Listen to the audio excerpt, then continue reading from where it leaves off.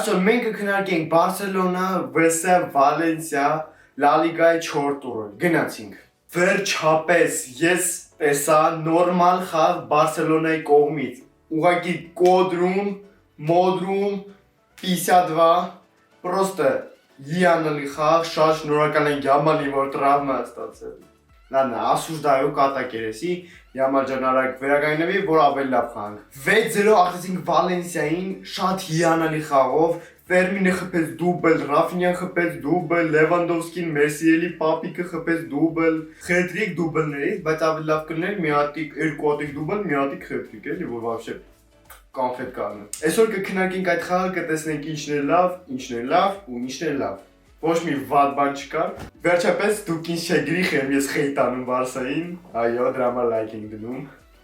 Այս կոմենտարը։ Սկսենք առաջին թայմից, որը դժվար էր ընթանում, բայց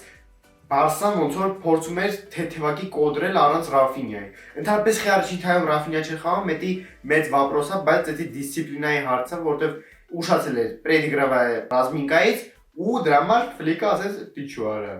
Նիշալի արա, ոչ հասկացաք։ Ու չխաղաց Ռաֆինյան, հա։